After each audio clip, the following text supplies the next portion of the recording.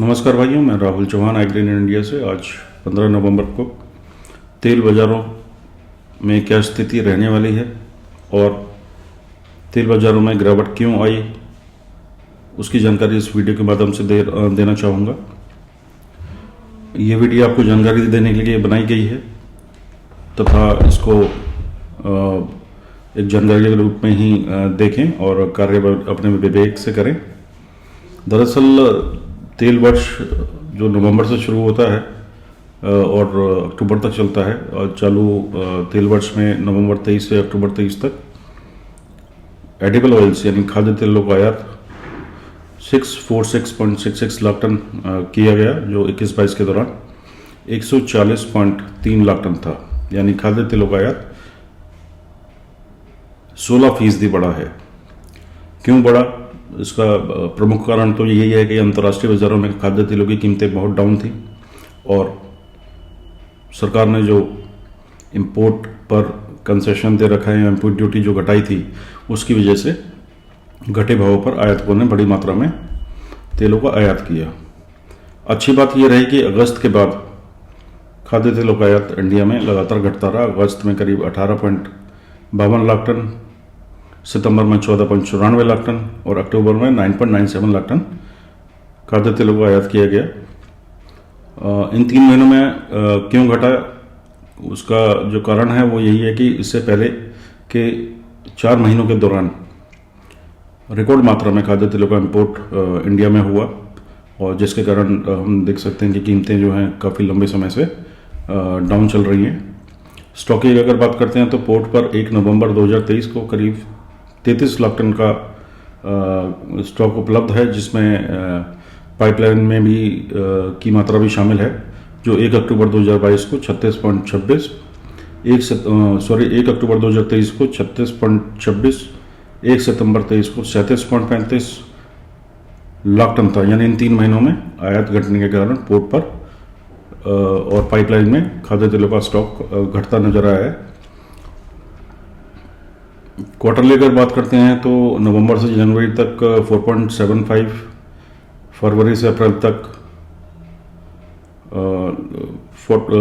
नवंबर से जनवरी तक 47.46 और फरवरी से अप्रैल तक 32.55, मई से जुलाई तक 41.20 और अगस्त से अक्टूबर तक 43.43 लाख टन खाद्य तेलों का आयात किया गया।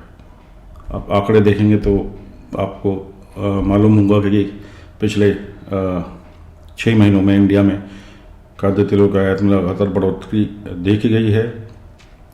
पामोलिन, आरबीडी पामोलिन का आयात 21.1 लाख टन रहा है, जो पिछले वर्ष 18.4 लाख टन था। सीपीओ का आयात करीब 60 लाख टन किया गया, जो 76 लाख टन के आसपास था। यानी सीपीओ का आयात घटा है और पामोलिन का आयात बढ़ा है। इसका क्या असर पड़ा? इसका यह असर पड़ा कि जो तेल मिलें थी, प्रोसेसर्स थे, वे अपनी क्षमता का उपयोग नहीं कर पाए और उन्हें भी हानि हुई है। सनऑयल का आयात 30 लाख टन पहुंचा, जो पिछले वर्ष जो पिछले सीजन में 21-22 सीजन में 19.4 लाख टन था। सभी तेलों का आयात बढ़ा, परंतु सोया तेल के आयात में कमी देखी गई। बीते तेल वर्ष में 36.8 लाख टन सोयाबीन का आयात हुआ और जो 21-22 के दौरान 41.7 लाख टन था। रिफाइंड और क्रूड का रेशियो अगर देखते हैं तो रिफाइंड का रेशियो क्रूड के मुकाबले लगातार कम होता जा रहा है, क्योंकि विदेशों से जब रिफाइंड अच्छे प्राइसेस पर अवेलेबल हो रहा है तो फिर इंपोर्ट में कमी आने जाहिर थी। पाम तेल, सॉफ्ट तेल की बात करें, सॉफ्ट तेल में सन ऑयल, सोया ऑयल शामिल होते हैं। तो इस आयात में से 2022-23 में पाम का आयात, जिसमें RBD palm, CPO, crude oil और सीपीकेओ शामिल हैं, वो 97.9 लाख टन रहा, जो 21-22 के दौरान 79.15 था। 2020-21 के दौरान 83.21, 2019-20 के दौरान 72.17, 18-19 के दौरान 94.09 लाख टन था। यानी इन 5 वर्षों में 22-23 में रिकॉर्ड मात्रा में पाम तेल का आयात किया गया।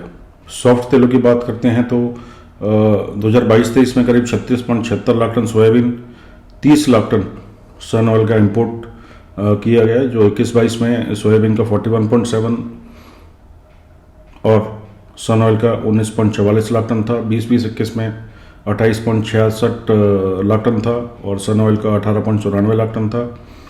19-20 में सोया तेल का इंपोर्ट 33.84 और सन ऑयल का 25.2 लाख टन। 18-19 में 30.94 लाख टन सोया तेल और 23.51 लाख टन सन ऑयल का इंपोर्ट किया गया। लास्ट ईयर के मुकाबले सनफ्लावर ऑयल का सन ऑयल का इंपोर्ट बढ़ा है और इंडिया में, और परंतु सोया तेल का स्टॉक कम हुआ है। 21-22 में रिकॉर्ड मात्रा में इंडिया में सोया तेल का इंपोर्ट हुआ था, वो करीब 41.71 लाख टन रहा है। जाहिर सी बात है कि जैसे कि पाम तेल, सोया तेल को छोड़ें क्रूड तेल, इन सभी के इंपोर्ट जो है लास्ट ईयर से बढ़ा है। तो सभी देशों से लास्ट ईयर के मुकाबले तेलों का इंपोर्ट इंडिया में अधिक हुआ है, परंतु सोया तेल का घटा है। एवरेज प्राइस की अगर बात करते हैं तो अक्टूबर 2023 में जो आरबीडी पामोलिन के CIF Indian port US dollar भाव थे वो $849 थे, जो सितंबर 23 में 867, अगस्त 23 में 894, जुलाई 23 में $917 प्रति टन था, यानी कीमतों में यहाँ भी गिरावट देखी गई है। क्रूड पाम तेल 867 एवरेज भाव रहे, जो सितंबर में 883 और अगस्त में 924 रहे थे। सन ऑयल की बात करें तो सन ऑयल अक्टूबर 23 में जो एवरेज भाव हैं $920, सितंबर 23 में $911, अगस्त में $1005 प्रति टन CIF इंडियन पोर्ट थे। तो सन ऑयल की कीमतें जो हैं लास्ट ईयर मतलब पिछले 3 महीनों में घटी हैं, परंतु अन्य तेलों में भी घटती जा रही हैं। और क्रूड पाम सन ऑयल जो है 986 पर एवरेज भाव है उसके, जो सितंबर में 1000 था और अगस्त में $56 प्रति टन था। तो सभी चीज़ों को हम देखते हैं तो आयातकों ने इस वर्ष काफ़ी फ़ायदा उठाया है घटे भाव का, और त्योहारी सीज़न के दौरान इंडिया में लगभग सभी तेलों का अच्छा स्टॉक अवेलेबल रहा, और साथ ही इस बार सरसों का, सोयाबीन का इंडिया में अच्छा उत्पादन देखा गया है। तो इन सभी को अगर मिलाएं तो खाद्य तेलों की उपलब्धता हमारी बढ़ी है पिछले 4 महीनों में, जो घटते आयात के कारण अब थोड़ी थोड़ी घटती जा रही है। जैसे जैसे ये आयातित माल खपेगा बाजार में हल्की फुल्की फिर तेजी देखने को मिल सकती है। इस हफ्ते भी दिवाली के बाद में सोया तेल की कीमतों में, सन ऑयल की कीमतों में, सरसों की कीमतों में हमें उल्लेखनीय तेजी देखी गई है, जो धीरे धीरे बढ़ेगी आगे चलकर। और मेरा मानना है कि दिसंबर में एक बार भाव थोड़े से नीचे आ सकते हैं क्योंकि मांग कमजोर रहेगी, परंतु जनवरी के बाद जैसे ही ये आयातित माल का स्टॉक घटता है तो कीमतों में वृद्धि देखी जा सकती है। दोस्तों, अगर आपको वीडियो पसंद है तो कृपया इसको लाइक करें, सब्सक्राइब करें और अधिक से अधिक ग्रुप्स में भेजें ताकि अपने व्यापारी भाइयों को समय समय पर जानकारी मिल सके। धन्यवाद, नमस्कार।